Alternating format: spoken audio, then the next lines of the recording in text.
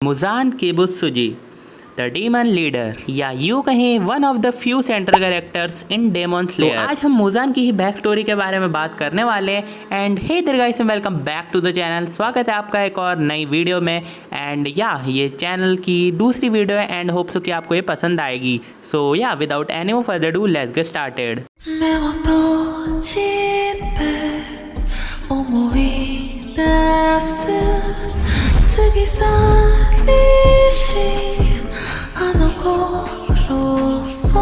तो ये वो समय था जब राजा महाराजाओं का रूल था, मतलब तुम कह सकते हो एक फ्यूडल टाइप का एरा था जिसमें मुजान का जन्म हुआ। Basically most of the anime character की तरह मुजान की भी बैक स्टोरी काफ़ी ज़्यादा मिसरेबल थी। बेसिकली वो जापान में ही बड़ा हुआ एंड उसके पास काफ़ी सारी प्रॉब्लम थी। And one of the most जो उसकी काफ़ी ज़्यादा अनोइंग प्रॉब्लम थी वो थी उसकी body sickness. From the beginning of his childhood वो बेसिकली हमेशा से ही ऐसा ही रहा है। एक काफ़ी ज़्यादा अननोन जो एक इलनेस थी, एक काफ़ी ज़्यादा अननोन एक बीमारी थी जिसके बारे में किसी को भी नहीं पता था एंड जो मुजान को हुई थी बचपन में। एंड वो बीमारी जाते जाते मुजान को काफ़ी ज़्यादा वीक एंड सिक छोड़ के चले गई, जिसके बाद Muzan most of the time अपना बेड रेस्ट पे स्पेंड करता था। फाइनली अब वो दिन आ गया जब मुजान को भी नहीं पता था ये उसकी लाइफ का एक दूसरा फेस होने वाला था।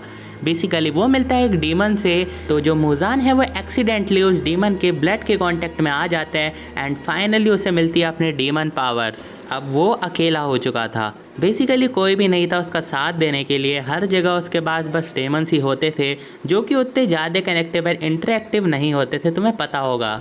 स्टार्टिंग ऑफ द फेज उसके डीमन का जो फेज था, जो मुजान था वो फिर से अपना ह्यूमन फॉर्म को वापस अचीव करना चाहता था एंड वो उसके लिए काफ़ी ज़्यादा डेस्परेट था। अब इनिशियल फेज में तो वो काफ़ी ज़्यादा खुश था कि उसके पास अब सुपर नेचुरल पावर आ चुकी है, जैसा कि उसके पास रीजनरेट करने की एबिलिटी थी।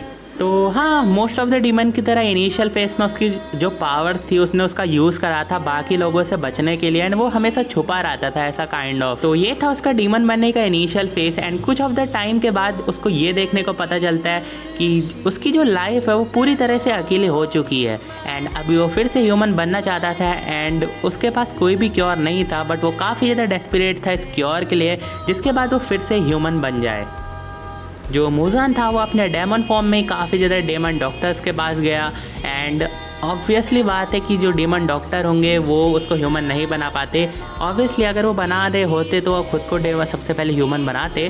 सो एंड उसके बाद वो ह्यूमन डॉक्टर के पास भी गया जहाँ पर उसे कोई भी हेल्प नहीं मिली। बेसिकली वो सब उससे डरते थे एंड इसी वजह से उससे प्रॉपर इंटरेक्शन नहीं हो पाता था।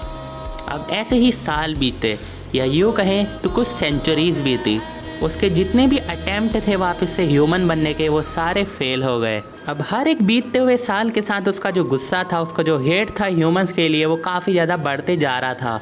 अब वो काफ़ी ज़्यादा ऑब्सेस हो गया था अपने सर्वाइवल से एंड जो भी उसके अब रास्ते में आता वो सबको एलिमिनेट करता जा रहा था। अब कोई भी उसके सामने आता तो वो सबको मार देता था।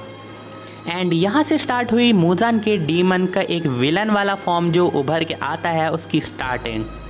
एज अब मुजान पूरी तरीके से विलन बन चुका था, अब वो अपनी पावर्स को इंक्रीज़ करने में ज़्यादा फोकस था।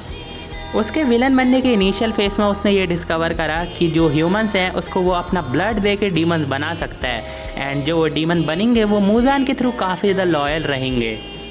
उसने ऐसा ही करा एंड जिन भी ह्यूमन को ब्लड देता था वो काफ़ी ज़्यादा पावरफुल डेमन्स में कन्वर्ट हो जाते थे एंड उन्हीं को नाम दिया गया द अपर रैंक डीमन्स। वो ट्रस्ट तो सभी पे करता था बट उसका एक मेन मोटिव जो था वो ये था कि वो एक सबसे ज़्यादा पावरफुल डीमन बनाए।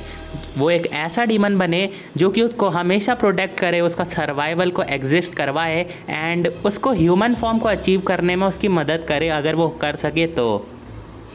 अब सेनगेकू एरा की शुरुआत हो चुकी थी। मुजान को पता था एक ऐसा लेजेंड आ रहा है जो उसको काफ़ी ज़्यादा अच्छी टक्कर दे सकता है, तो वो भी काफ़ी ज़्यादा प्रिपेयर्ड था। एंड तभी वो दिन आ जाता है जब मुजान की बैटल यूरिची के साथ स्टार्ट होती है। सो या वीडियो ख़त्म एंड इसका अगला पार्ट आएगा अगर इस वीडियो पे अच्छा रिस्पांस आया तो। एंड होप सो कि आपको वीडियो काफ़ी ज़्यादा पसंद आई होगी। अगर तुम्हें वीडियो थोड़ी सी भी पसंद आई तो वीडियो को लाइक कर देना एंड चैनल पे नहीं हो तो सब्सक्राइब कर देना। बाकी अगर इसका सेकंड पार्ट चाहिए तो लाइक कर दो, एक डिसेंट नंबर ऑफ लाइक के बाद इसका सेकंड पार्ट आ जाएगा। एंड या बाकी मैं मिलता हूँ आपसे किसी और नई वीडियो में एंड तब तक के लिए until then thanks for watching and bye bye.